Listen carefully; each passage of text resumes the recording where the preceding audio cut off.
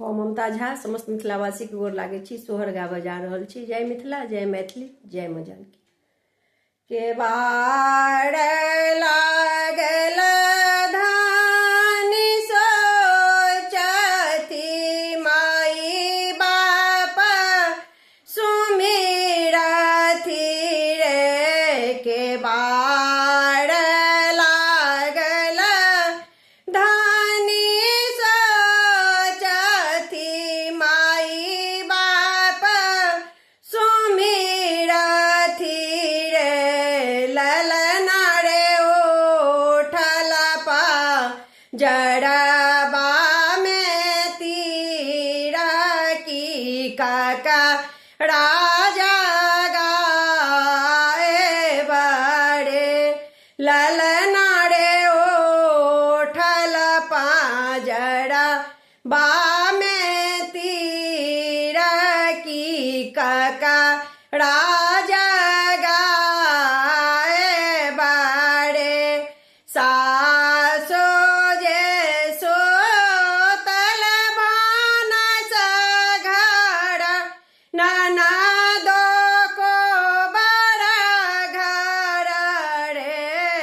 सासो जे सुतल बानस घर ननदो को बड़ घर रे।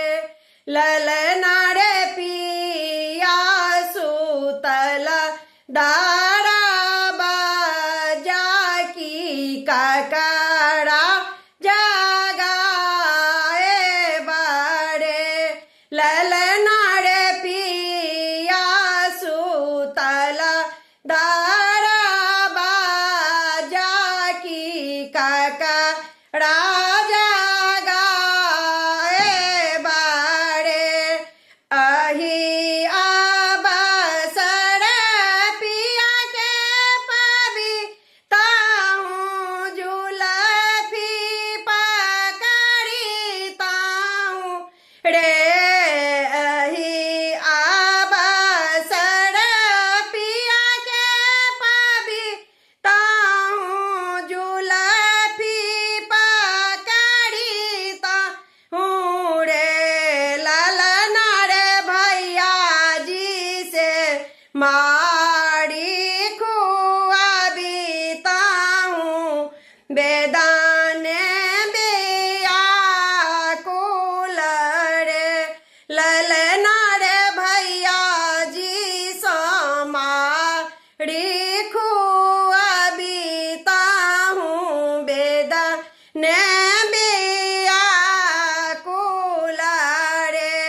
होए तभी न सड़प फाटल होड़ीला जनम लेल रे।